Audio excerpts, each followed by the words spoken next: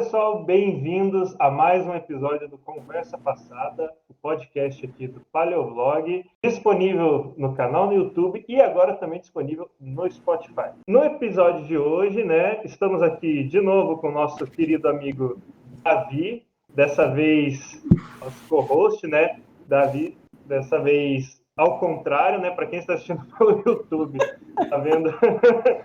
O Davi... Você não consegue consertar isso na edição? Não, eu vou deixar assim, porque está perfeito. Assim. E nós temos o retorno de uma convidada muito especial aqui, que é a paleontóloga e divulgadora científica Aline Gilardi. Bem-vinda de volta, Aline. Obrigada, meninos. Fico feliz, gostando muito do trabalho de vocês com conversas passadas e espero que essa não seja a segunda, não seja a última, né? Seja a segunda, não a última. Não, a última não vai ser isso, com certeza. Para quem está caindo de paraquedas aqui, a Aline, ela é divulgadora científica no Colecionadores de Ossos, que tem canal no YouTube, tem blog, tem perfis nas redes sociais, vai estar tudo linkado aí embaixo. E ela já gravou o primeiro episódio do Conversa Passada com a gente, depois vocês vão lá conferir, ok? E hoje a gente vai falar de um assunto sério, nós vamos falar sobre o caso do Ubirajara Jubatus, Talvez nem todo mundo conheça essa história.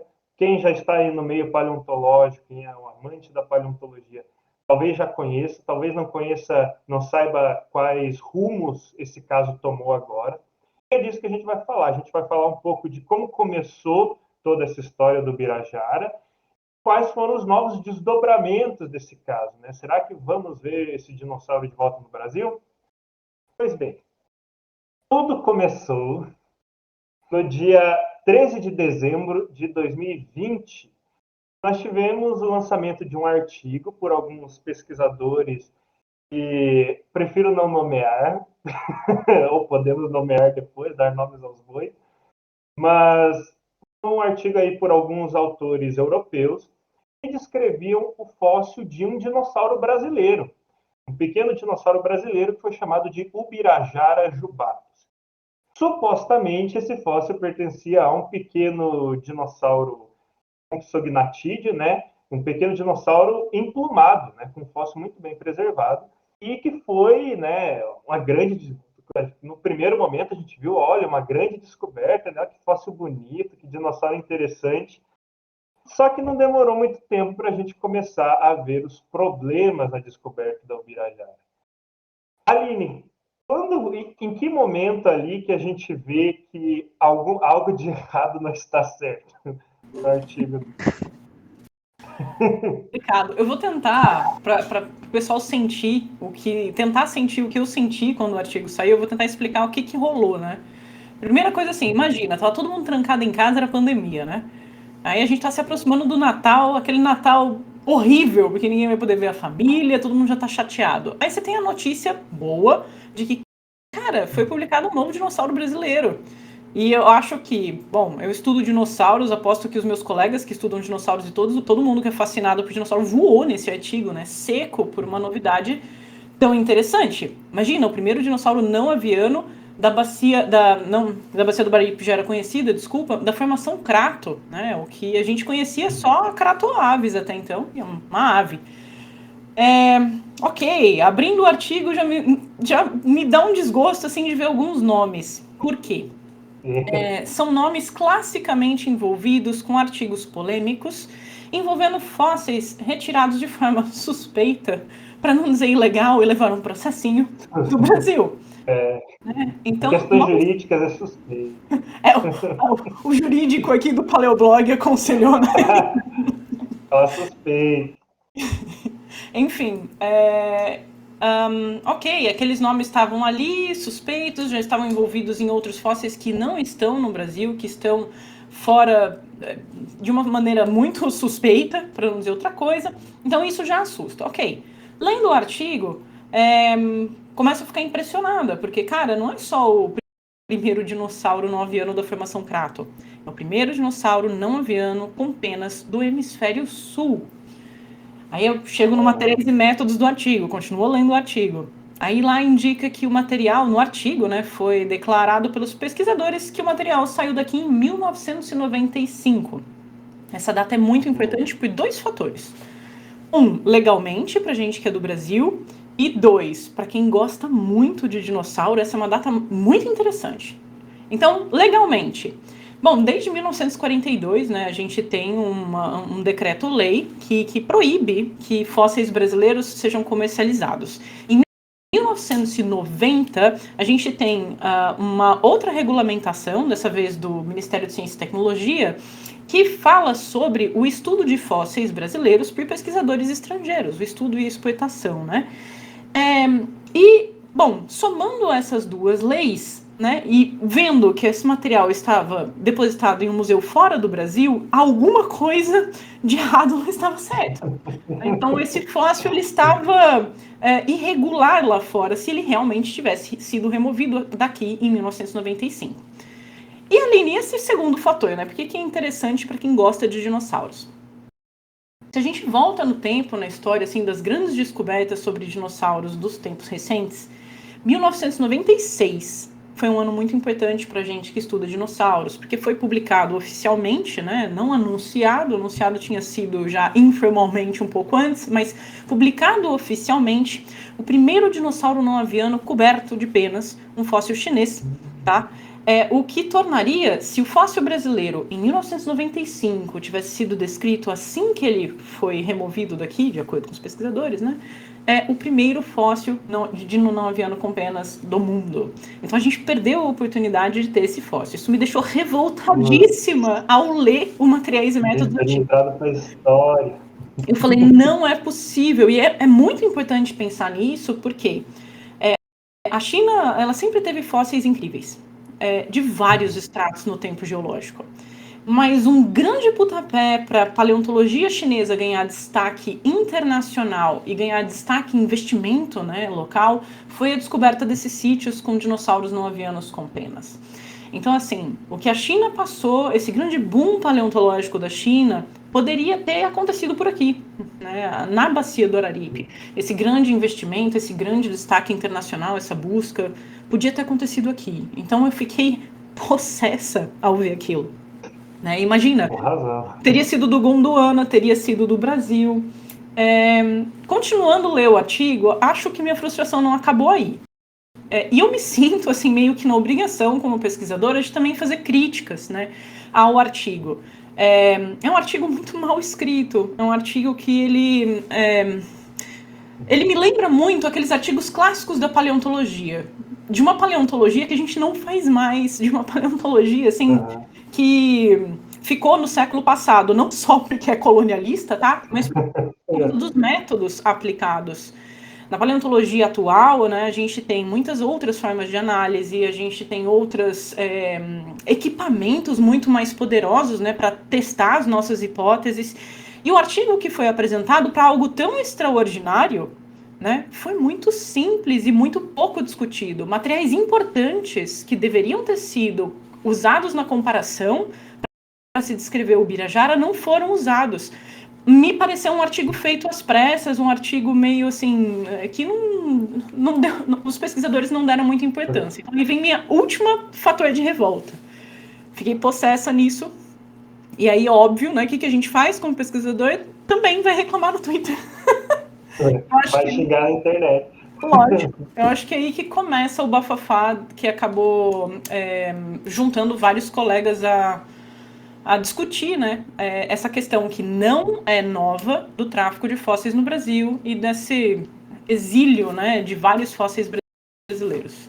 Realmente, o que você falou, assim, o fóssil, aqui no Brasil, nós temos uma legislação bem diferente, bem protetiva em relação aos nossos fósseis, o que eu acho correto, de certa forma. Em outros países, as pessoas gostam muito de comparar com os Estados Unidos, né? Mas em muitos países, a venda e a compra de fósseis são permitidas. No Brasil, não é assim. Os fósseis brasileiros, eles pertencem à União, né? Eu me recordo bem. E, por esses motivos, um fóssil brasileiro ele não pode ser comercializado e existem regras para um fóssil brasileiro sair do Brasil. regras essas as quais o Birajara não estava seguindo, né, de acordo com o que eles apresentaram no artigo, né? E por isso se enquadra no tráfico de fósseis, né? Alberto, sabe o que eu acho? É legal a gente esclarecer um pouco mais isso, né? Por exemplo, como é que a gente pode perceber, além da data, como é que a gente pode perceber que esse material está irregular lá fora? Ele poderia estar lá fora, ser publicado por pesquisadores estrangeiros e estar irregular? Poderia. Mas o que falta ali? Para que eles pudessem ter este material lá fora, ter estudado este material lá fora, seriam requeridos uma série de autorizações. Vou começar desde a primeira. Então, para esses pesquisadores estrangeiros estarem aqui, coletarem esse fóssil aqui, supondo que eles tivessem coletado, não comprado, tá? A gente vai conhecer mais partes dessa história depois, né? Supondo que eles tivessem coletado. Eles tinham que ter uma autorização do Ministério de Ciência e Tecnologia para estar trabalhando aqui. Eles deveriam ter também algum tipo de documentação evidenciando que eles estavam fazendo essa pesquisa em parceria com alguma instituição daqui. Não necessariamente um pesquisador daqui, não necessariamente uma universidade. Pode ser até a CAPES, cara. Pode ser o CNPq, mas que eles estivessem desenvolvendo esse estudo em parceria com uma universidade daqui. Então, a primeira autorização era essa, né, de que eles poderiam remover esse fóssil daqui. A segunda autorização seria para exportar esse material. Eles precisam de preencher um formulário específico e ter autorização para que esse material fosse removido. Então, ele estaria lá. E, esqueci de uma também. Para remover do sítio, né, para fazer o campo propriamente dito, não só a autorização do MCTI para fazer a pesquisa em si, mas para fazer o campo e remover o fóssil, se eles tivessem feito isso, eles precisariam de uma autorização hoje, né, Agência Nacional de Mineração, que regula, né, a extração de fósseis, quem trabalha, né, com a extração de fósseis para pesquisa ou, inclusive, extração mineral. Né? Tem alguns sítios fossilíferos que são explorados comercialmente, não por causa dos fósseis, por causa da rocha. A gente pode bater um papo sobre isso depois e explicar o que acontece. Mas, enfim. Então, a autorização do DNPM, a autorização do MCTI, o indicativo, né, de que essa pesquisa estaria sendo realizada em parceria com uma instituição daqui do Brasil, uma autorização para exportação, e ainda assim, pelo fato do fóssil ser um holótipo, Alberto e Davi, esse material obrigatoriamente deveria ter sido retornado ao Brasil, mesmo que estudado por pesquisadores de fora, e esse estudo tendo sido feito lá, não tem problema nenhum nisso, mas por ser um holótipo, pela legislação brasileira, pela essa regulamentação do MCTI de 1990, este fóssil deveria ter voltado. Mesmo se fosse material parátipo, mesmo se fosse qualquer material da série tipo, ele deveria ter voltado. E ainda assim, a nossa legislação aponta que qualquer fóssil que seja considerado pelo país como de relevância pode ser solicitado um retorno, mesmo que não fosse um holótipo. Então, assim, ficava evidente que nenhuma autorização havia sido apresentada no artigo, né? O que espera-se, né, que seja. Várias revistas cobram isso hoje em dia. Daí a gente fala sobre a revista que eles publicaram também. E esperava-se que esse material já houvesse, né, já que foi publicado, algum indicativo de retorno dele, se ele tivesse de forma irregular lá fora. Como nada disso foi apresentado, como os nomes envolvidos já estavam envolvidos em outros casos muito peculiares, né? São persona não grata.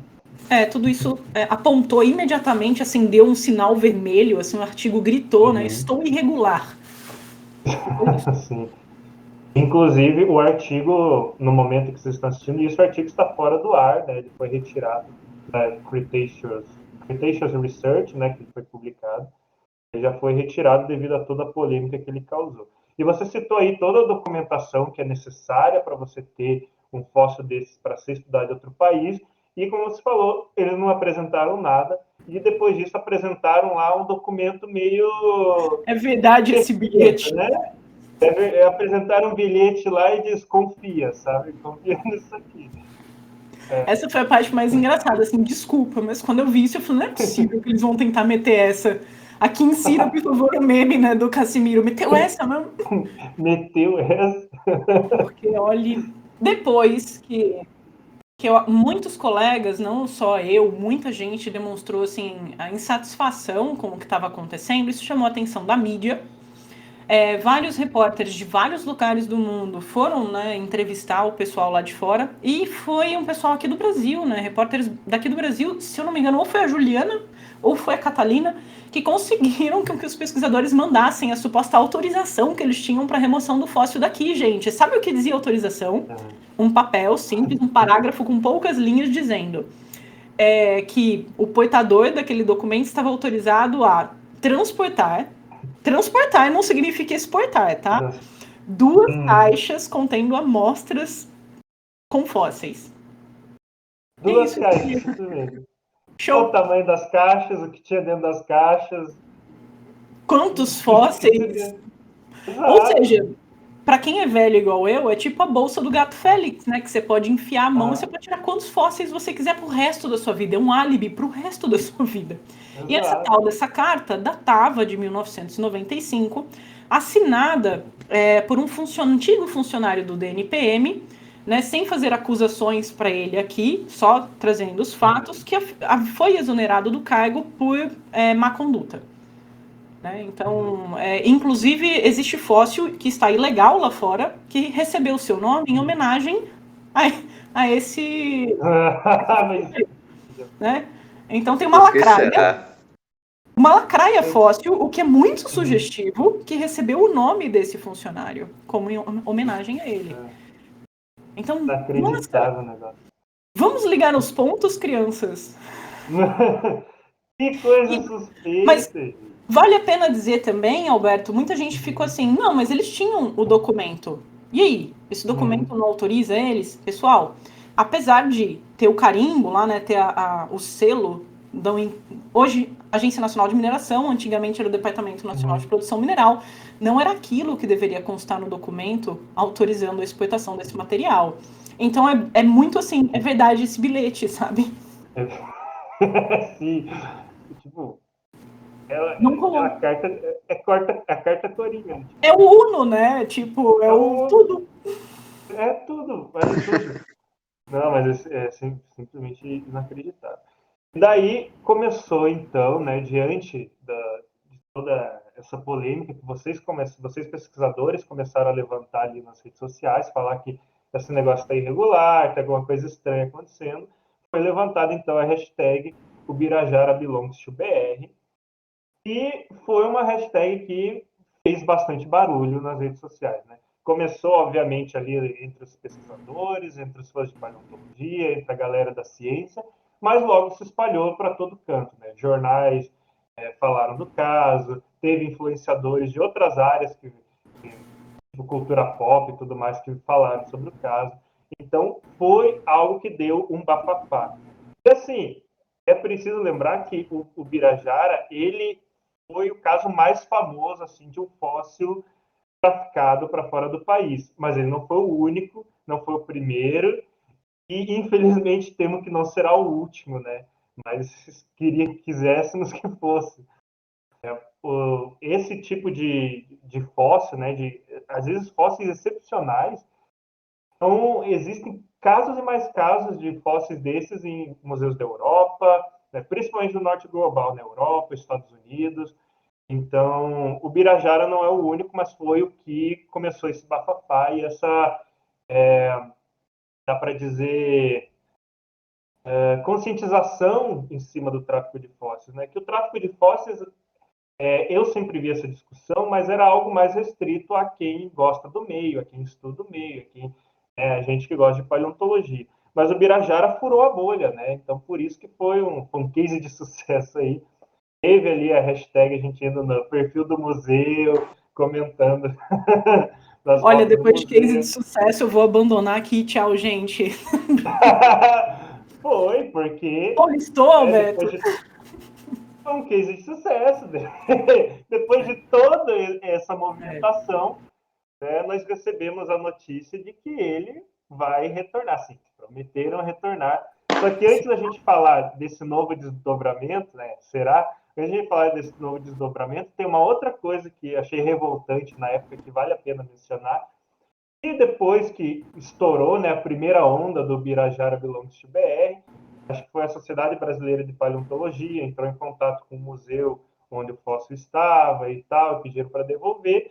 Eles simplesmente meteram, não, a gente tem uma lei aqui na Alemanha que diz que nenhum material trazido antes de 2007 precisa voltar e não sei o quê. Ou seja, para eles, a lei da Alemanha valia mais do que a lei brasileira para o retorno do fóssil, então eles disseram, não, vai ficar com a gente, né? Essa aí foi assim... Se eu ri com a carta, essa aí foi minha nossa. Então, é legal contar essa história. Você falou um monte de coisa que eu fiquei com vontade de comentar, que Por favor. Sim, o Birajara não foi o primeiro fóssil, é muito importante a gente reforçar isso. Não foi a primeira luta pela repatriação, é muito importante dizer isso. Isso acontecia há muito tempo, mas eu assino embaixo, e você tem completa razão quando você disse que foi o primeiro que furou a bolha e se tornou parte de uma luta pública. As antigas lutas, elas ficaram muito entre os acadêmicos, né? Inclusive uma discussão que não tinha sido tão antiga, que era da Tetrapodophyes, que é a tal da cobra de quatro patas, de quatro patas, o lagarto, que está numa coleção particular na Alemanha também, e que envolve um dos caras que está no artigo do Birajara também, né? Enfim. Foi feio. Que coisa, né? Foi noticiado, foi para a Folha de São Paulo, inclusive, mas a discussão ficou muito entre os acadêmicos. Então rolou bate-boca, rolou baixaria entre acadêmico. Então teve carta de um para o outro, e aí a sociedade responde, foi feio. Mas nunca tinha tomado o espaço público. O Birajara, de fato, ele veio numa época muito especial. E não foi à toa que lá no começo, quando eu estava contando a história, eu fiz questão de enfatizar que a gente estava no meio de uma pandemia, todo mundo em casa, esperando o Natal.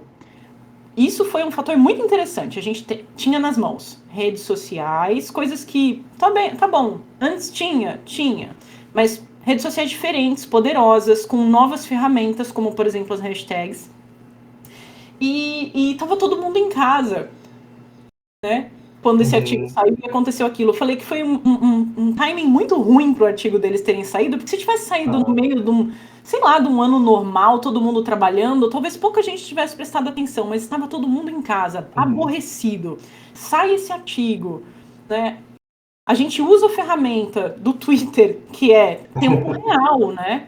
A discussão em tempo real. Uma outra ferramenta poderosíssima, que são as hashtags que reúnem conteúdo, reúnem discussão, reúnem pessoas. Pouco depois de alguns movimentos muito importantes que se centralizaram em torno de hashtags, como o próprio Justiça para George Floyd e outros, né? Campanhas e ativismos em torno de hashtag. Então, as pessoas engajaram muito rápido nisso. E as pessoas, elas se sensibilizaram com a história e resolveram realmente se envolver com aquilo. Então, sim, foi o primeiro, ele não é o único, não é o primeiro, mas foi muito especial por conta disso e pelo fato de ser um dinossauro. Não é um lagarto de quatro patas, uma cobra de quatro patas, é um dinossauro. Dinossauro. Né? É o que a galera gosta. Como o Johnny fala, o dinossauro ofusca todos os outros táxons fósseis. Eu tenho absolutamente todo carinho e respeito por todos os invertebrados, plantas, ótimo, mas, gente, o dinossauro, ele é a vedete da paleontologia, ele chama a atenção. Da mesma forma como a gente usa o mico-leão dourado como uma espécie bandeira para falar sobre conservação ambiental, usar um dinossauro é uma bandeira para falar sobre repatriação e criticar o caso do tráfico de fósseis. Aí voltamos para o museu maluco, metendo a louca e postando, né, a resposta que tinha dado para a Sociedade Brasileira de Paleontologia, postando essa resposta. Na verdade, tem um timing aí, viu, Alberto? Foi assim, a Sociedade Brasileira recebeu a resposta, a gente recebeu essa notícia, fomos para as redes sociais e anunciamos que a resposta tinha sido essa usando a hashtag. Explodiu a hashtag pela segunda vez. Então, a primeira explosão foi lá no começo, quando saiu o artigo. Aí o artigo é removido temporariamente. Aí diminui. Aí depois, passa um tempo, assim, pontual, né? Algumas atividades pontuais. Aí tem esse comunicado da Sociedade Brasileira de Paleo. A gente leva isso para as redes. E aí veio o segundo pico com força. A segunda onda veio violenta. Em resposta a essa onda violenta, e já estava rolando hashtag ubirajara_belongs_to_br lá no Instagram do museu, o Instagram do museu resolve postar esse statement, em que fala basicamente que, de acordo com uma convenção da Unesco que eles tinham ratificado recentemente, 2003, se eu não me engano, uma que a gente ratificou aqui o Brasil em 1970, tá? Como o fóssil tinha entrado antes, então significava que ele não estava dentro do que era dito por essa convenção, então eles não eram obrigados a devolver. Então era da Alemanha. Caraca, bicho! Então foi assim, foi uma onda, aí veio igual, fazendo uma analogia horrorosa com o Covid aqui, né? Que emendou numa outra onda. Aí você teve um sinal incrível, assim, de uso da hashtag em resposta a esse statement do museu. Cara, não passou nem 5 dias, caiu a página do museu, caiu o artigo definitivamente. Então, que é um indicativo muito forte de que a campanha em torno da hashtag causou não só remoção temporária, mas causou também um abalo sísmico lá no museu e na revista suficiente para remoção. Não foi a única coisa que causou isso, é importante, né? Foi a ação da Sociedade Brasileira de Paleontologia lá conversando e entrando em contato com a revista, mas sem dúvida a pressão pública agilizou o processo, acompanhando outras histórias em que o desenrolar é muito mais lento. A pressão pública foi fundamental. E teve finalmente, assim, teve o levantamento da discussão, e junto com o Birajara veio o levantamento da discussão do colonialismo científico. Não que não existisse antes, já existia na academia e tudo mais, mas assim como o Birajara veio para o grande público também a discussão do colonialismo científico. O colonialismo nunca acabou, né? As colônias do sul global, principalmente, né? Elas nunca pararam de ser exploradas, né? Só mudou um pouco a forma de exploração. E esse colonialismo científico é isso, é você levar, né, as coisas de um país, principalmente aqui do sul global, para países do norte global. Foi o que a Europa fez durante séculos, né, principalmente ali com o início das grandes navegações e tudo mais, e que se estendeu aí e se estende até os dias de hoje, infelizmente. Vocês publicaram também alguns trabalhos falando sobre o colonialismo na ciência, né? Durante, vamos dizer, essa era do Birajara aí, vocês publicaram alguns trabalhos também falando aí sobre o colonialismo científico, certo? Essa questão do colonialismo não tinha como não discutir colonialismo quando a gente fala sobre roubo de fóssil. Então, o que estava acontecendo? Eu já estava envolvida em algumas pesquisas, em alguns pensamentos sobre como o colonialismo impacta a nossa ciência, especificamente a paleontologia, né? A discussão sobre colonialismo na paleontologia, até então, ela não acontecia de forma ampla, tá? O legal é que o Birajara fez todo mundo parar para pensar, e essa discussão, ela simplesmente explodiu dentro da nossa ciência também, junto com esse dinossauro. O tema colonialismo não é novo, como você falou perfeitamente. Ele já é discutido na arqueologia há muito mais tempo, já é discutido em outras áreas das humanas, principalmente há muito mais tempo, na linguística, enfim. Mas a gente nunca tinha parado para pensar, calcular os danos que isso faz, literalmente, quantificar os danos que isso faz nas nossas ciências, nas diferentes ciências. Depois da discussão ali, enquanto estava rolando a discussão do Birajara, e que eu tentei expor isso como um caso de colonialismo, eu achei bastante legal, porque um grupo de pesquisadoras que estava estudando a influência de colonialismo na paleontologia acabou me convidando para participar de um estudo amplo, né, avaliando numericamente esse tal desse dano. E daí isso veio um artigo, não envolvendo o Birajara diretamente, mas o artigo que foi publicado no final de 2021, falando sobre como isso modifica a nossa percepção sobre a vida no tempo profundo, inclusive. Porque causa um viés nos fósseis que são publicados e quem publica esses fósseis. Então, por causar um viés nessa forma de coletar os fósseis e de publicar dados, isso tem uma influência direta na história que a gente está contando sobre o nosso próprio planeta, cara. Isso é muito sério. Se o objetivo da ciência é buscar a verdade, que ciência é essa que a gente está produzindo um quadro distorcido da realidade?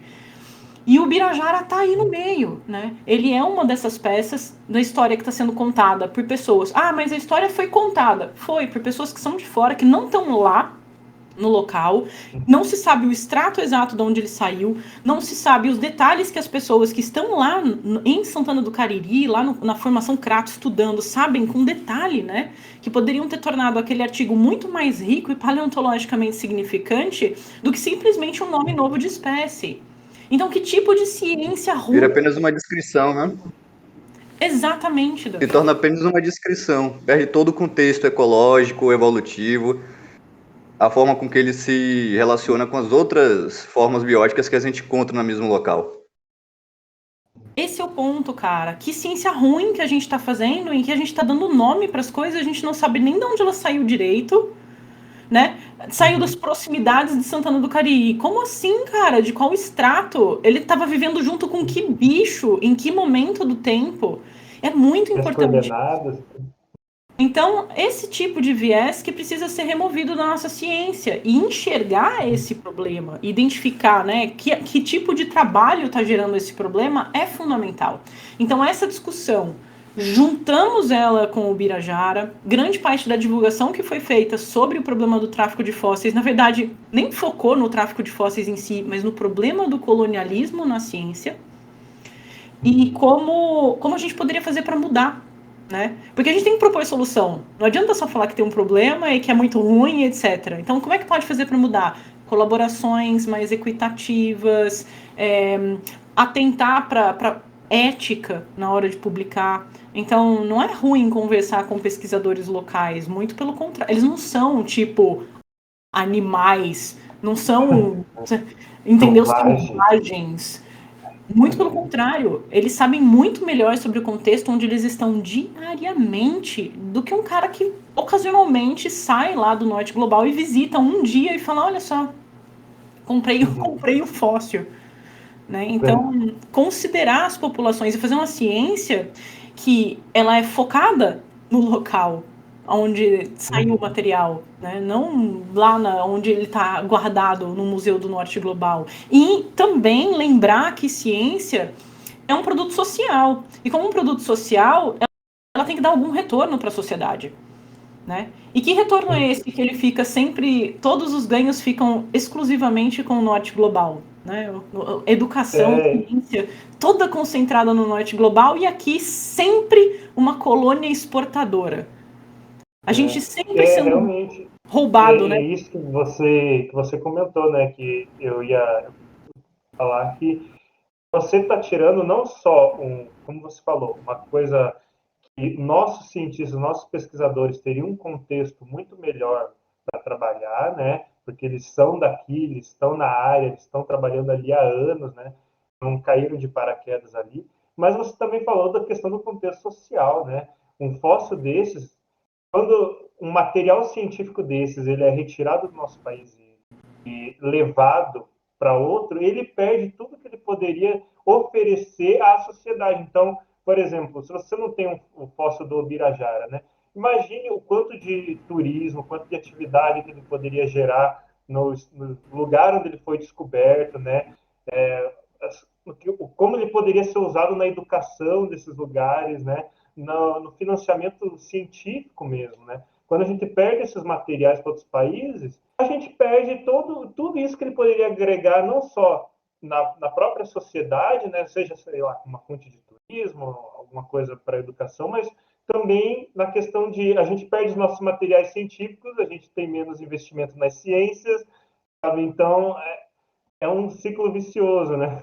E a ciência fica mais desfasada. Ser quebrado em alguma das pontas, né? Obrigatoriamente. A ideia da galera é, não, mas aqui não tem cientista bom o suficiente, equipamento bom o suficiente, museu bom o suficiente para guardar isso.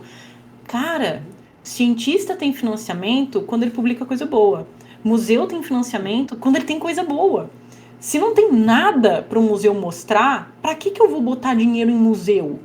Eu tenho que ter coisa legal lá dentro para falar assim, olha, eu preciso melhorar minha infraestrutura, porque eu tenho coisas muito importantes aqui. Eu preciso publicar bons artigos para falar, eu mereço financiamento. Olha só. Então, esse ciclo que o Alberto falou precisa ser rompido. Ah, mas o correto é isso ou aquilo. Cara, a gente está patinando há séculos. Alguma providência precisa ser tomada. A gente tem bons cientistas aqui que podem estudar esse material. Como a gente apresentou num dos trabalhos que a gente publicou, a gente tem mais de 83 museus com fósseis no Brasil que poderiam abrigar esse material. Inclusive o museu lá onde ele saiu, que tem infraestrutura, recentemente recebeu um financiamento incrível por conta da luta pela repatriação desse fóssil. Cara, então vamos ter um pouco mais de autoestima como povo também?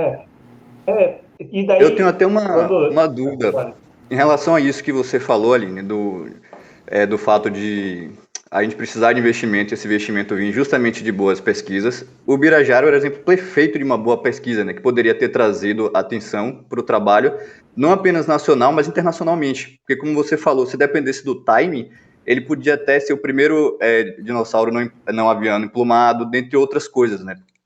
E aí o que me leva a perguntar, qual é a vantagem de alguém daqui permitir que esse fóssil saia? Por que permitiram?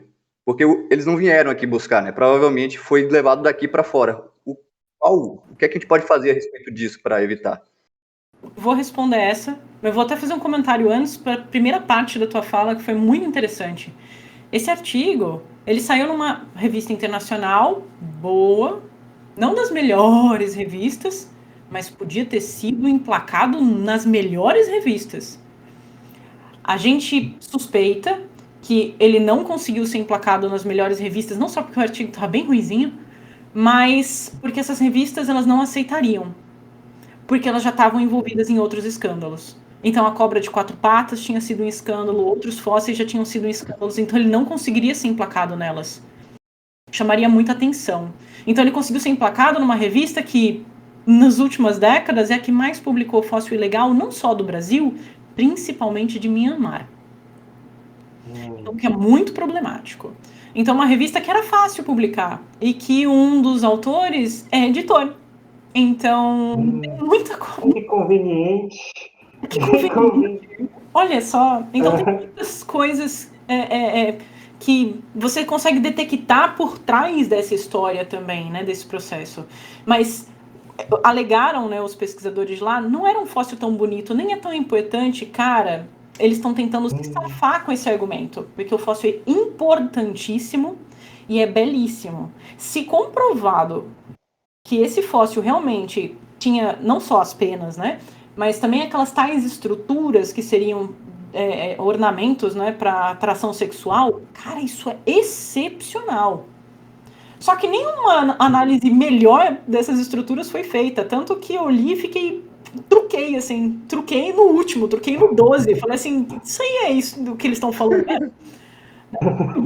Feito uma análise melhor ali, química, mas enfim, pulando isso, se for, isso seria emplacado nas melhores revistas. Então, que coisa, né? Ok, como é que esse material sai daqui? O pessoal que está interessado em fósseis, digamos assim, Brasil, um universo paralelo onde é autorizado o comércio de fósseis aqui, mas como alguns pesquisadores gostariam que fosse, né? Permeável, fóssil bom fica, fóssil ruim pode vender. Você, colecionador em museu estrangeiro, você quer comprar fóssil ruim? Não. Ah, é tipo o povo, né, que quer ter uma lembrancinha em casa, que quer comprar o fóssilzinho de Dastilbe. Museu? Colecionador de fora não quer Dastilbe. Eu sabia que iam falar dele. Não quer Dastilbe. Cadê o Thales essa hora? Não quer Dastilbe. É o fóssil bonzão. Então, como é que esse fóssil, mesmo num país em que aqui fosse legal vender fósseis de uma forma assim, consciente, só o fóssil, meu amigo, não ia acabar o tráfico, cara. Ia continuar saindo esses materiais excepcionais para fora. E mesmo com fiscalização, foi assim que esse material saiu. E é por isso que os pesquisadores locais, cara, tem toneladas de Dastilbe na coleção, toneladas de fósseis comuns na coleção, só que quem trabalha com Araripe sabe como é difícil achar um fóssil desse. Me conta, Alberto, como é que esses caras conseguem quase uma vez por ano publicar um fóssil excepcional no Araripe, sendo que quem mora aqui, às vezes, nunca nem viu. Então, o que rola? Lá dentro das pedreiras, né, provavelmente pessoas são exploradas por intermediários que apontam exatamente o que eles querem, e esses fósseis são imediatamente desviado para fora, porque vale mais. Então, legal, Entendi. liberou o comércio. Cara, vai continuar saindo fóssil excepcional. Não adianta. Antes de pensar em qualquer legislação permeável ao comércio, ou total, ou parcial, seja lá o que for, a gente precisa passar por um processo de sensibilização, conscientização, que é um passo além da sensibilização, e então para esse outro passo. E na sensibilização e conscientização está o papel de vocês e o meu, que é falar com o público. E explicar o porquê que é importante a gente ter fóssil aqui, porquê que fóssil é importante e porquê que é bom a gente ter esses fósseis nos museus. Então, a gente começa a pensar em outras alternativas legais, né, que ou proíbam de outra forma, ou legalizem o comércio, seja lá o que for. Mas tráfico desses materiais excepcionais vai continuar. Não importa a fiscalização, assim, total fiscalização ou sem fiscalização. Vai continuar. Porque é isso que eles querem. Então a gente... Ninguém quer a raspa do tacho, né? Como divulgador aqui, fazer o nosso papel, que vocês estão fazendo belíssimamente, mas como acadêmico também, senhor Alberto, Davi, Aline e nossos colegas, conversar com os colegas estrangeiros sobre o quão não ético é esse tipo de coisa. E eles têm que ter... Não precisam ter medo, eles estão com medo no momento de publicar qualquer material do Brasil, mas eles precisam ter respeito pelos materiais daqui. E seguir, cara, eles podem pesquisar materiais daqui, eles podem até ter esses materiais lá fora, só eles têm que seguir a nossa legislação. Ponto. Pode ter artigo só com gringo lá em cima. Seguiu todos os passos da nossa legislação, incluindo a tal da parceria com instituição. Ótimo, show, maravilha. Só siga a nossa legislação. É questão de soberania nacional, é questão de ética também. Parece que enxerga a gente como algo menor. Eu vou pedir permissão para eles, sabe? Essa colônia. Nossa, selvagens. Né? Parece algo de um pesquisador que não quer descer do pedestal, não quer abrir espaço para cientistas que têm muito mais a agregar, né, nesse tipo de situação. E o que você disse é a realidade, mas todo mundo tem medo de falar, né? A gente aqui com o Movimento Birajara, todos nós que nos envolvemos, a gente cuspiu isso na cara das pessoas. E eles que estavam super confortáveis porque eles pensavam, nunca ninguém vai apontar isso porque é feio e indelicado. Mano, BR, velho, a gente vai apontar. E a gente vai fazer um petaço se precisar para apontar na cara de vocês. Né? Então, é interessante que a gente conseguiu quebrar essa barreira, sabe, Alberto? Outra coisa também que você falou justamente da questão da importância acadêmica na divulgação, que além do Ubirajara em si, ele ser um fóssil carismático, de certas formas, porque ele tem essas características ímpares que você comentou, a gente tem a sorte que, de certa forma, o cerne, o núcleo da nossa divulgação científica aqui no Brasil é feita por paleontólogos, né? Se você parar para pensar. O Pirula, que digamos assim foi um certo pioneiro, é um paleontólogo. Aí tem o seu canal, tem um canal do Zoomundo, que tem o Bruno, que é paleontólogo também, a Lúcia é muito paleontólogo em uma rede social e acabou, acredito eu, que já foi uma colheita dos frutos da nossa divulgação científica na área. E o sucesso da hashtag vem muito na carona disso. Uma parte da história importante ok, no meu primeiro fio indignado eu usei a hashtag, mas no dia seguinte, ou no mesmo dia, a gente foi para uma live no canal do Pirula. Aí fomos eu, o Tito, Felipe Pinheiro e o Pirula. E a gente estava conversando sobre o Birajara e o absurdo que era isso. Eu super aconselho, inclusive, para quem não ouviu essa live, ouvir. E aí, no chat da live, um colega nosso, que é o Renan Bantin, começou a usar a hashtag. E foi ali, Pirula, e a gente falou assim, cara, se vocês estão indignados com essa história também, usem essa hashtag e vamos protestar. Mano, o canal do Pirula explodiu o negócio. Então, depois da live do Pirula, rolou a primeira explosão. E aí vem, cara, você, Paleoblog, vem a Lucy, vem toda a galera em massa usando a hashtag também, e cada um de nós com um público enorme, né, e distinto, cada um tem uma plataforma diferente. Caraca, então, de repente, até minha mãe tava vindo, que nunca se interessou sobre o que eu falei, veio me perguntar, você viu, filha, esse negócio o Birajara? Eu, mãe, como é que você ficou sabendo? Tem uma campanha na internet. Eu falei, olha, mãe, que legal, né? Eu me lembro que na época eu estava fazendo residência pedagógica numa turma de ensino médio e os alunos vieram me perguntar assim, o que era a hashtag o Birajara, o que era. Então, tipo, realmente esse negócio furou a bolha, né, graças ao trabalho de todos esses divulgadores aí. Se não fosse o trabalho em conjunto, cara, e eu achei engraçado que foi muito orgânico, né?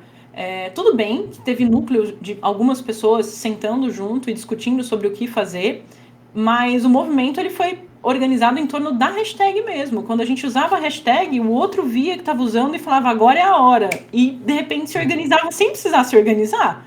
Então, é uma ferramenta fascinante que a internet ofereceu de reunir pessoas com o mesmo pensamento, de reunir a mesma discussão e um exemplo de bom uso, né, da ferramenta. Eu acho que é um dos casos que a gente pode dizer que é um ativismo digital que deu certo. A gente fez o barulho que precisava. As redes sociais elas têm servido tanto para fazer esse tipo de ativismo, né? A gente Mas sempre há fala colegas que digam que não pode, que é a Lacrolândia. Enfim. sim, né? Esses lacradores de internet. É.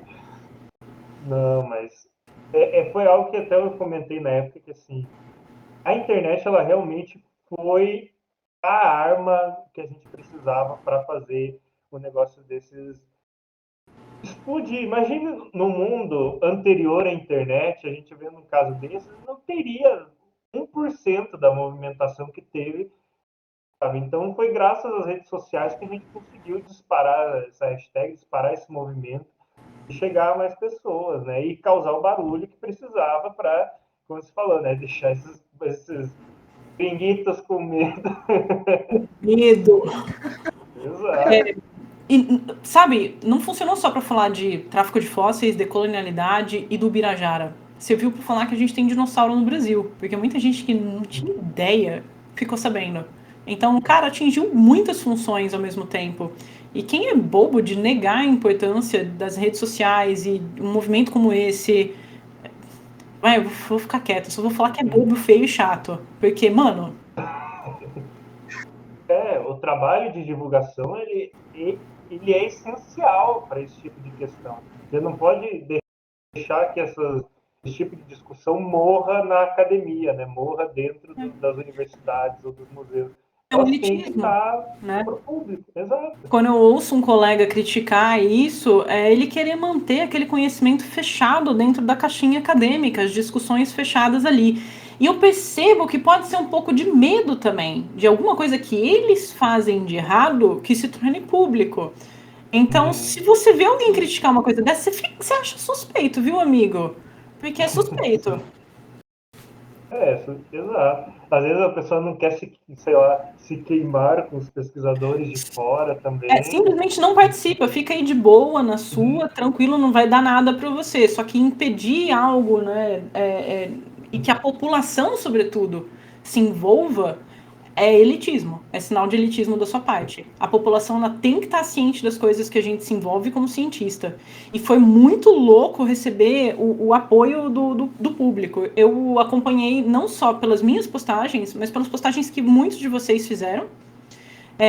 Quanta gente estava se engajando e realmente se emocionou com a história, se sensibilizou com a questão e queria entender mais e queria participar enfim, foi muito interessante.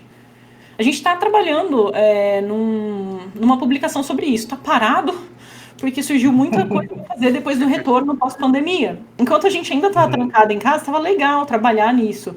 Mas com o retorno das atividades presenciais, isso acabou consumindo mais tempo. Mas a gente está trabalhando num estudo sobre a influência da hashtag e tudo que ela acabou causando. tem um resumo que a gente chegou a publicar sobre isso, para quem tiver interesse, tá no meu ResearchGate, e tá um vídeo de apresentação sobre esse resumo que a gente fez lá no canal Colecionadores de Ossos. Quem apresentou esse resumo desse trabalho foi o Juan, num vídeo chamado O Fóssil Roubado. Vou deixar o link aí do vídeo na descrição para vocês assistirem mais tarde, ok? Eu tenho uma dúvida, na verdade, a respeito desse medo que as pessoas de fora sentiram. A gente teve alguma resposta positiva também? Algum engajamento? Algumas pessoas comprando a nossa causa de outros países? Porque, de certa forma, é importante ver se a Ed teve uma repercussão positiva, né? Além de ter dado essa mensagem clara de que precisamos ser respeitados, ter pessoas que tenham recebido ela de uma forma, não, isso realmente é correto, isso realmente precisa acontecer em larga escala. A gente precisa de aliados do lado de lá também, né? Foi muito interessante e importante a sua pergunta, porque a gente teve quem tem medo, né? Quem tem o que temer ficou com medo, e quem não tem o que temer apoiou 100% a causa. Eu e outros colegas envolvidos fomos chamados para museu, Smithsonian, cara, que é uma instituição que tem coisa do mundo inteiro, para dar palestras sobre. Eles queriam ouvir, eles queriam apoiar. Né? Pipocou mesa redonda, palestra em evento internacional, com apoio dos colegas. Muitos colegas de fora usaram a hashtag. Então, assim, quem não tinha o que temer, apoiou integralmente a causa, porque entendeu o aspecto ético por trás disso. Não só o aspecto legal, o aspecto ético, sobretudo. Porque não gostaria de sofrer a mesma coisa, se colocou no nosso lugar. Agora, quem tem medo, quem provavelmente fez coisa errada. Quem ficou assustado porque fez coisa errada. Então teve sim essa dicotomia, né, entre minha percepção agora, a gente pode quantificar isso, até uma boa pergunta para colocar no nosso trabalho. A minha percepção é que a maioria apoiou e que uma minoria não apoiou. Ou pessoas que estavam muito proximamente ligadas exatamente às pessoas envolvidas no caso, né, ou as instituições envolvidas no caso, e obviamente as pessoas envolvidas no caso. Muitos museus alemães, muitos colegas paleontólogos alemães se incomodaram porque as suas instituições têm fósseis mantidos de maneira ilegal. Então foi interessante porque botou medo em quem devia dar e trouxe aliados que pensam como a gente. Tanto que fomos convidados para trabalhos, né, no caso a Emma e a Nussaiba, que são duas pesquisadoras que estudam a questão da decolonialidade, me convidaram para participar, fui convidada para um capítulo de livro recentemente, ou seja, eles apoiam essa causa, né? Massa. Isso foi bem legal. Então, falando, a gente já deu um resumo muito bom do que foi todo o movimento Birajara, né, do caso, e no dia 18 de julho, se eu não me engano, saiu aí um novo desdobramento desse caso, um desdobramento, vamos dizer, feliz aí para o nosso público, e foi uma fala do museu falando que eles vão devolver, eles falaram que vão devolver o fóssil. Nós vamos devolver o fóssil do Birajara. Vão mesmo? Mas eles falaram aí que eles vão devolver. O que você tem a comentar sobre essa nova notícia ali? Foi mais poderoso do que tu mandou aí, Alberto. Não foi nem o museu que falou. Foi a ministra e o Ministério de Ciência que meteu. Vai ter que devolver essa porra. Então, assim, o museu tem que respeitar. Né? Então, vamos lá para essa história. Então, como o Alberto disse, nessa data saiu pela primeira vez uma notícia num jornal lá da Alemanha, falando que iria acontecer uma reunião no dia seguinte, né, entre a ministra de Ciência lá da Alemanha, que é a Theresia Bauer, em que ela ia discutir, né, com os outros ministros essa questão específica do Birajara e como os pesquisadores envolvidos tinham tido má fé em fornecer informações sobre o fóssil. Então, assim, voltamos um pouco no tempo. Lembra que eu falei que os pesquisadores tinham falado que o fóssil é daqui em 95? Beleza, meteram lá aquele documento bizarro, show. Aí, do nada, umas notícias de jornal depois, eles me soltaram que não, o material saiu daqui em 2003, veja só. A gente tinha se enganado. Saiu daqui em 2003, saiu do Brasil em 2003 e a gente comprou de um revendedor de fósseis. Aí, que história é essa? 2 semanas depois, outra informação surgiu. Não, Ele foi retirado direto do Brasil, em 2006. Amigo, calma lá. Senta aqui, vamos conversar. 95, 2003, 2006. Fala sério comigo, o que está acontecendo? E de informações é que gerou na Theresia Bauer uma preocupação, né, sobre o mau caratismo dos seus próprios pesquisadores, né, de um museu alemão, que isso gera uma má impressão internacional. Então ela chamou eles e falou assim, ó, e aí, qual foi? Aí, aparentemente, eles tentaram apresentar lá um recibo de uma compra de um fóssil de uma, sei lá, revendedora, e ela falou assim, tá, então vocês mentiram no artigo.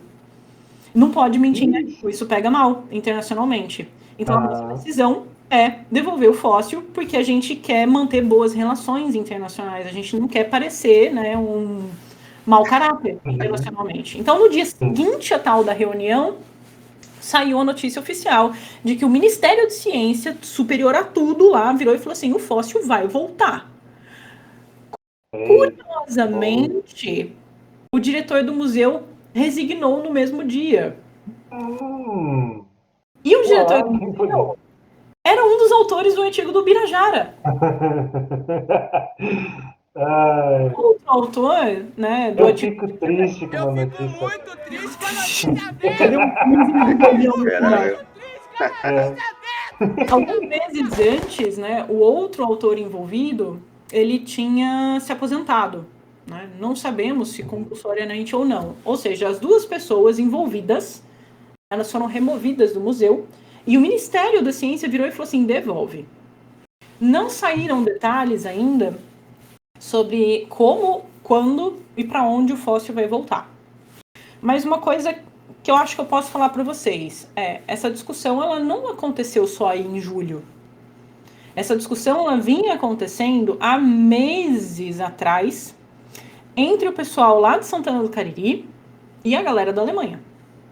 Então o pessoal lá já sabia dessa movimentação e da possibilidade, da quase certeza, para ser sincera, desse fóssil voltar.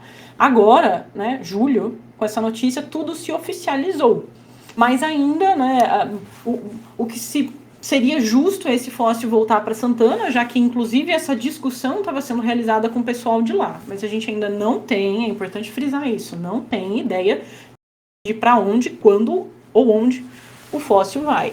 Mas decisão do Ministério de Ciência e Tecnologia da Alemanha, Theresia Bauer, que foi a ministra que também envolvida no caso da devolução daqueles bronzes de Beni, né, para o continente africano. Então, foi essa ministra que determinou então que o fóssil deveria voltar e alegou que os seus cientistas tiveram má fé, má conduta. Então, senta lá no cantinho agora, né, eles. E você falou do retorno aí, então, do Birajara, então a gente pode ter boas esperanças que ele vai voltar. E tem um museu esperando por ele já aqui, né? Que é o Museu de Santana do Cariri, como é o nome? Museu Plácido Cidade Nuvens. Isso, Plácido Cidade Nuvens, que ele já tem inclusive um espacinho lá já para o Birajara com o texto, né, dizendo aqui está aí o Birajara, se ele estivesse no Brasil. E aquele museu já está aguardando pelo Birajara, né, com certeza que ele vai voltar. Seria simplesmente o maior evento que aquela cidade já viu. Então seria importantíssimo para a cidade que esse fóssil, inclusive, chegasse lá. Vou te justificar o porquê. Por que chegar lá e, às vezes, depois fazer um tour pelo Brasil, por que não? Passar por outros museus, etc. Mas porque ficou tão famoso esse fóssil que isso levaria tanta gente para aquela cidade que se move pelo turismo. Tanta gente para aquele museu que poderia mudar a vida e a percepção que muitas pessoas que moram lá têm sobre o próprio patrimônio fossilífero. Então, significa muito. Né? E, sem dúvida, eu, outros paleontólogos, muita gente adoraríamos estar lá para ver isso. Né? Então, vamos ficar na torcida. Agora, uma coisa que pouca gente notou, mas apareceu em algumas das notícias. É possível que não apenas o Birajara volte, mas vários outros fósseis voltem junto com ele. Porque a ministra, na sua declaração, ela aponta que o Birajara e qualquer outro fóssil sobre condição suspeita deverá retornar. Então, talvez venha muito mais coisa nesse balaio. O Birajara, ele Deve tem vir tanta coisa. Coisa literalmente que um vocês nem porta. imaginam ainda, né? Cara, tem muita coisa incrível. Assim, tem coisas que É colegas já porque isso, mandaram fotos, que não estão descritas ainda, que a gente sabe que estão nos porões daquele museu. Se isso voltar, meu amigo. é isso. Você disse que É, o Birajara era de 95, ele saiu daqui de 95. Se ele, que é uma descoberta tão expressiva, ele só foi descrito agora, imagine o número de coisas que deve ter. E se só os melhores saem, sabe? Deve ter tanta coisa incrível. A mandem gente tudo, tentou mano. se fazer essa pergunta, né, Davi? Outro artigo que a gente acabou sendo resultado, né, dessa história toda em torno do Birajara foi o que a gente publicou sobre colonialismo, identificando o colonialismo no Brasil e no México, com foco aqui no caso da Bacia do Araripe e numa bacia mexicana, que saiu no início desse ano agora, 2022. A gente tentou quantificar isso. A pergunta é, quantos fósseis saem? Quanto material está lá fora? Infelizmente, o que a gente tem acesso é só o que foi publicado.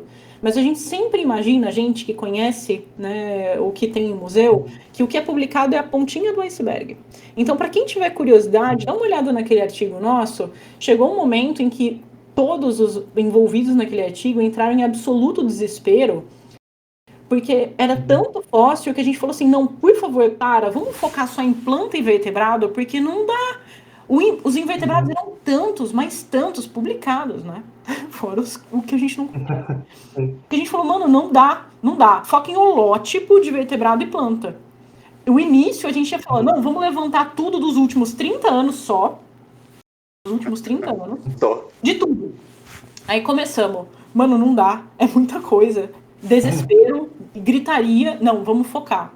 Então a gente publica lá uma lista dos holótipos de vertebrados e plantas e uma lista preliminar de artrópodes fósseis. É de enlouquecer. Tudo isso lá fora.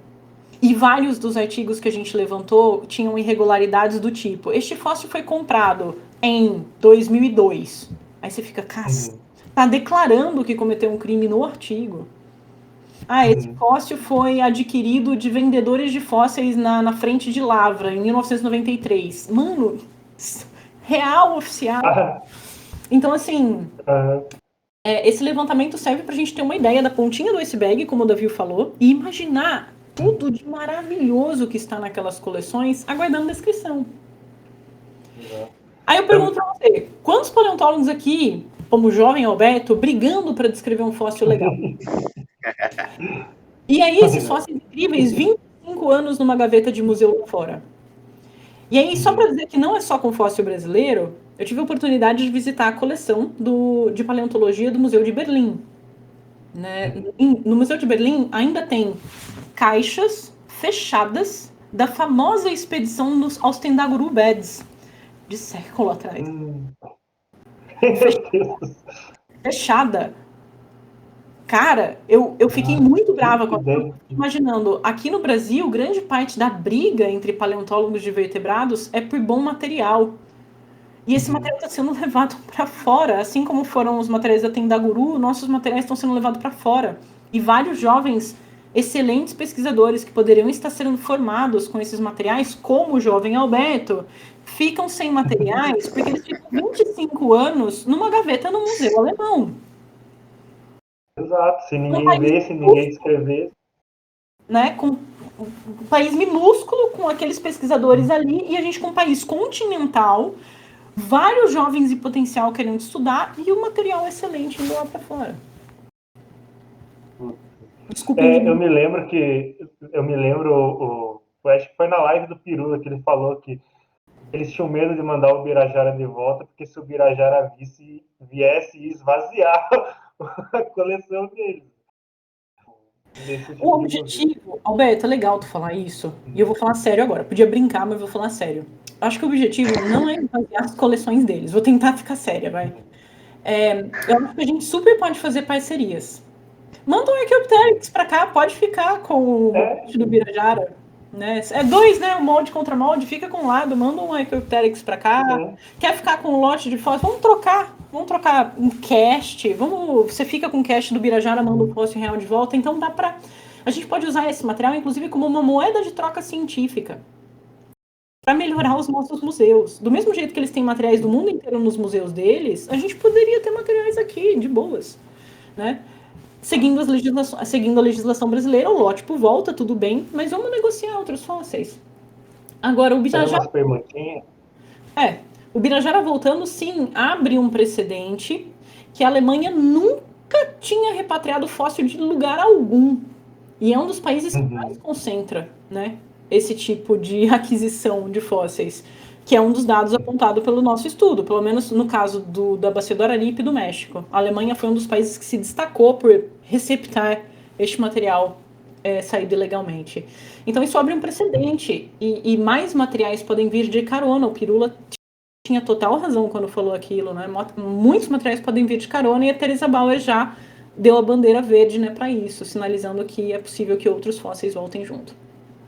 Perfeito. E isso encaixa com outra pergunta que eu ia fazer, que, como eu falei lá no início, não é só a Alemanha que tem fósseis brasileiros, né? Tem nos Estados Unidos, tem outros países da Europa.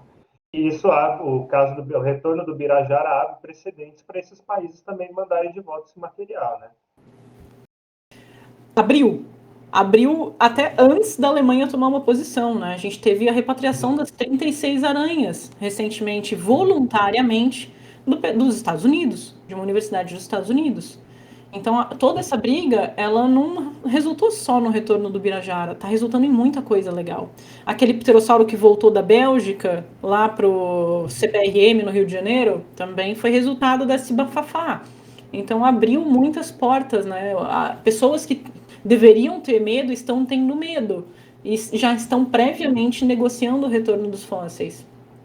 E isso eu vejo isso como um ponto positivo. Nem que seja na marra, a gente está ensinando as pessoas a terem ética. E a gente tem, e talvez você possa me dizer melhor sobre isso, mas a gente vê movimentos como o do Birajara em outros países aí, morados do sul global, tipo, sei lá, México. Especificamente, né, como ainda não pipocaram, mas acho que algumas coisas são legais de salientar. Um forte movimento por repatriação que chegou a atingir o público, assim, não tão amplamente, mas que não pode ser esquecido, foi aquele caso que se tornou famoso internacionalmente da Mongólia pedindo Tarbosaurus. Acho que esse é o primeiro grande caso que foi muito inspirador, inclusive, para pensar na campanha do Birajara. Então, a gente não pode esquecer desse caso. A Mongólia foi o primeiro país que conseguiu repatriar fóssil dos Estados Unidos. Olha que hardcore! E ficou famoso no mundo inteiro o caso. E quem estava encabeçando era uma paleontóloga da Mongólia. Para quem não conhece ela, eu vou falar errado o nome dela muito provavelmente, mas vai ficar fácil de vocês acharem na internet, que é a Bolortseg Midin, né, que ela trabalha hoje em parceria também com o Museu de História Natural americano, mas ela fundou o Instituto de Estudo dos Dinossauros na Mongólia. E ela é dedicada não só à pesquisa, mas à divulgação científica de paleontologia na Mongólia, né? E trouxe esse espírito de lutar pelos dinossauros da Mongólia, né, para que o público e as pessoas conheçam paleontologia lá. Um dos lugares que é mais famoso no mundo, né, pelos seus dinossauros. Imagina, não tinha um museu de dinossauros até os anos 2000, cara. Pensa que loucura, de onde saiu o Velociraptor, bicho. Então, assim, ela tem desenvolvido essa batalha e foi muito inspirador. Não o único também, tem outros casos pontuais, né, de repatriação, mas um que recebeu destaque da mídia foi esse. Aí vem o caso do Birajara, que ganhou muita atração popular, e outros colegas da América Latina resolveram se envolver na luta também. E eu achei legal que eles passaram a solicitar a repatriação dos materiais deles usando a hashtag do Birajara. Porque ela já tinha virado destaque. Então, olha só, então. Esse fóssil, ele não devia estar aí. Aí eles colocam, né, o nome do fóssil, hashtag o Birajara belongs to BR. Eu achei muito legal isso. Mesmo que não seja o Birajara, o pessoal pedindo repatriação de outras coisas e tá lá a hashtag do Birajara, porque virou sinônimo de vamos lutar contra neocolonialismo na nossa ciência, né? Isso foi fascinante. Isso me leva a uma pergunta importante agora, né? Que é, uma vez que o artigo tenha sido tirado do ar, a pesquisa tenha sido invalidada de fato, o Birajara vai continuar sendo o nome desse animal? Porque é até um aspecto engraçado, né? Porque é um nome indígena, seria uma referência, numa homenagem ao local de onde ele foi tirado, sendo de forma tão traumática assim, né? Legalmente. Mas aí o nome pegou, se tornou um símbolo e agora ele volta. Como é que fica isso? Não é, bicho? Eu também tô com essa aqui. Porque, assim, a gente se apegou, né, ao nome Ubirajara. É sacanagem. Mas, ao mesmo tempo, ele vem carregado... ele vem carregado com uma história pesadíssima.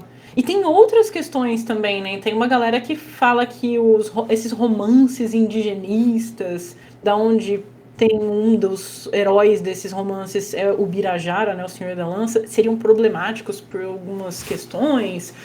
Enfim, é um nome que pode carregar problemas. Eu acho que uma discussão recente que rolou nas redes, que eu achei muito interessante, foi, num dos fios, falando sobre o retorno do material, uma indígena cariri escreveu no meu fio. E ela falou assim, eu acho justo que os povos cariris dessem um nome para esse material. E eu não podia concordar mais. Então, Nossa, eu não sei. Eu não tinha parado para pensar se eu gostaria, por exemplo, de me envolver num trabalho de redescrição desse material. Mas acho que no fundo todo mundo gostaria, né? Porque é um material super importante. Pô, se eu falar de dinossauros, é um símbolo. Então, assim, se eu der a sorte de acabar sendo uma das pessoas envolvidas nesse trabalho, o que talvez eu solicite, na verdade eu já sinalizei isso, né, pro pessoal, pro diretor do Museu de Santana, vamos ver se dá tudo certo, né?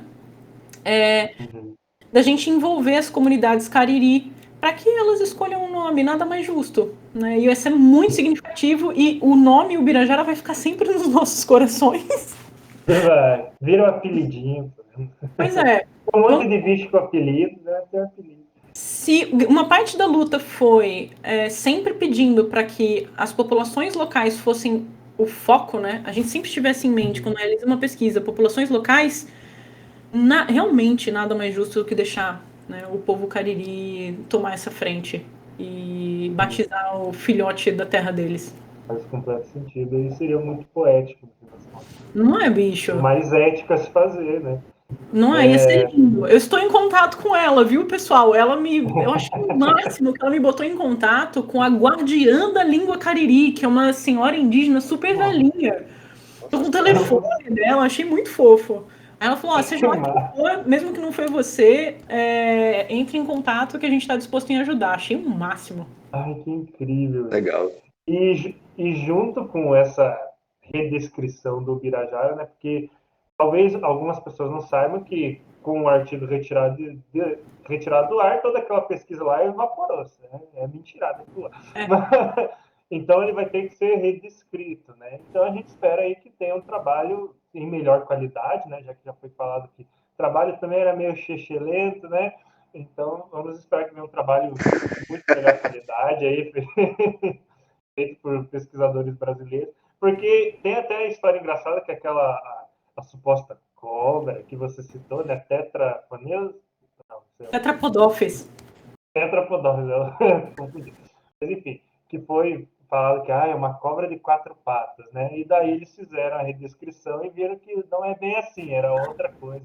Está mais relacionado a mosassauros, alguma coisa assim. Então, talvez o Birajara tenha muito mais segredos que a gente ainda vai descobrir aqui no Brasil quando ele voltar. Não é se, ele vai. De outro, ele vai voltar. Né? E pode guardar muito segredo mesmo, né? Seria ele realmente um compsognatídeo? Seriam aquelas realmente penas? Não aquela juba. Aquilo é mais difícil de questionar se eram ou não penas, né? Ficou bastante claro. Mas seriam aquelas estruturas em forma de lança realmente penas, né? De display? Tem muitas perguntas que a gente pode fazer ao Birajara. E com certeza, né? Se chegar aqui, ele vai ser estudado sob muitas óticas. Não só a redescrição e o novo nome que ele deveria ganhar, mas um estudo químico, um estudo tafonômico, um estudo histológico, vários tipos de estudos podem ser feitos com aquele fóssil. E para quem tá aí, né, ouvindo ou assistindo isso, imagina assim, nossa, o fóssil do Birajara é enorme, tipo uma laje grandona, assim. Ele é pititico, tá, gente? Vai ser uma laje pititica. Todo mundo vai estar esperando um foto impressionante, enorme, daí vai chegar um negócio pequenininho, vai ficar todo mundo frustrado. Não fiquem. Isso é sensacional. Pra gente quebrar aquela ideia de que todo dinossauro é gigante. O Bira, ele tá no tamanho de uma galinhazinha, né? E isso torna ele especial da forma dele, tá, gente? É fofo. Uai. O Birajara transcendeu, virou. Ele é gigante por outros motivos. Ele é gigante por outros motivos, exatamente. Para quem quiser ter acesso, né, aos trabalhos que a gente acadêmicos que a gente acabou realizando sobre colonialismo na ciência, sobre o caso do Birajara e o tráfico de fósseis no Araripe, eu vou deixar todos os links com o Alberto, vocês podem acessar aqui nos comentários, tá? E não deixem de seguir também nas redes sociais as pessoas que estão se envolvendo e discutindo essa causa, né? Tem o próprio Alberto e o Paleoblog, tem eu, tem o Juan, tem o pessoal de Santana do Cariri, né? O Renan, a Flaviana. Então, acompanhar nas redes sociais é um bom jeito de você se manter atualizado sobre isso. E eu queria destacar, né? Eu falei dos artigos que a gente publicou. Não basta só a gente fazer barulho na rede social, né? Não basta só a gente reclamar. Então, um jeito da gente sustentar os nossos argumentos, né, foi produzir trabalhos acadêmicos. E o professor Juan Cisneros, né, do Federal do Piauí, que resolveu pegar essa corda, né, falou assim, não, eu puxo o carrinho. Tá todo mundo falando, mas alguém precisa puxar o carrinho. Segurou e falou, vamos puxar o carrinho. Foi uma das armas mais poderosas também que a gente teve para argumentar. Né? Inclusive com a ministra Teresa Bauer, porque a gente chegou a mandar esses trabalhos em anexo, né, um e-mail para ela, que foi respondido pessoalmente por ela, que disse que estava atentamente estudando a questão. Então, reclamar só é importante, não funciona também. A gente precisa dar esses passos além. E eu acho que esse caso é um case de sucesso, como o Beto falou, porque envolveu essa batalha em muitas frentes, né? Envolveu a hashtag, envolveu a Sociedade Brasileira de Paleontologia pedindo, envolveu a publicação de artigos, envolveu muitas coisas. Então, toda guerra tem muitas frentes de batalha. O legal essa a gente foi bem sucedido em várias, porque estava todo mundo em sintonia. Se fica alguma lição para próximas lutas que a gente tenha, seja lá por qual assunto na ciência for, desde, sei lá, assédio até tráfico de fósseis, a gente estar em sintonia nessas frentes de batalha. Tá? E não é um diminuindo a luta do outro que a gente vai ganhar uma guerra, não. É todo mundo se apoiando mesmo e dando o devido crédito, né, à importância de cada uma dessas frentes de batalha. E todas as frentes foram importantes nessa questão. Por mais que pareça clichê, a união faz a força. Pois é. Essa é a melhor lição. Suas palavras são maravilhosas. Aline, muito obrigado por ter aceitado participar de mais esse episódio da Conversa Passada. Você esclareceu muita coisa, aposto que para muita gente que está assistindo ou ouvindo a gente, né? E você foi também uma dos grandes expoentes aí na luta do Birajara. Não foi a única, obviamente, mas foi uma das maiores expoentes. A sua movimentação, né? Não seria tudo isso, eu acho. Mas eu fico muito feliz aí com a sua presença. Eu sou um pouquinho. Mas muito obrigado pela sua presença. Muito obrigado pelas suas falas. Davi, muito obrigado pela sua ajuda aqui hoje também. E o Birajara belongs to BR. Esperamos ver ele em casa em breve. E vai ter live especial, Alberto? Narrando o legado dele? Em Santana do Cariri. Será? Faça. A gente leva o Alberto pra lá, aí a gente bota um microfone no Alberto assim e ele vai junto narrando a chegada. Aqui. Quero agradecer muitíssimo vocês dois pelo trabalho incrível que vocês estão fazendo com Conversa Passada. Na verdade, vocês dois com divulgação científica de forma geral, né? O Alberto mais focado na área de paleo, né? O Davi divulgando sobre tudo um pouco, né? Curiosidades mil, eu sempre aprendo com as postagens do Davi. Esse trabalho é muito importante. Se a gente quer mudar o mundo, a gente precisa envolver a sociedade nas discussões. Não adianta produzir trabalho e esperar que assim, algo mágico aconteça, que vai surgir um jornalista que vai se interessar pelo seu trabalho e de repente o público... Não. botar a mão na massa é interessante também. Às vezes, não precisa ser você, mas tem colegas que estão fazendo isso, né? E, de novo, a união faz a força. Então, compartilhar, ser gentil com os colegas que estão nessa frente de batalha da divulgação, que é pesada, a gente leva muita lapada nas costas, tá? É difícil. Muita pedrada. A gente não nasceu comunicador, a gente tá aprendendo fazendo, né, Alberto? E o quão isso é importante para que o que a gente tem produzido tenha algum impacto na sociedade. Porque senão a ciência não tem motivo de existir. Se a ciência ela existe, né, como um fator social, ela deve servir a sociedade. Quando ela deixa de servir a sociedade, você não está fazendo boa ciência, cara. Então, acho que vou deixar essa como mensagem final aí. E, de novo, Davi e Alberto, obrigada de coração pelo convite. Acho que até a próxima. Obrigado a você. Até a próxima, então, galera. Vai ter próxima sim. Uhul. Tchau, gente. Muito certeza. obrigado para quem ficou até aqui. Abraço para todo mundo e até o próximo Conversa Passada. Muito obrigado por ter assistido esse vídeo até aqui. Se gostou, peço que deixe seu gostei aí embaixo e que compartilhe com os amigos. E se sinta livre para deixar seu comentário, dúvida, sugestão ou correção aí na seção de comentários. Também não deixe de nos seguir nas redes sociais e de acessar o nosso blog para ler mais matérias e notícias sobre a paleontologia. E se estiver gostando de nosso trabalho de divulgação científica, considere se tornar um apoiador.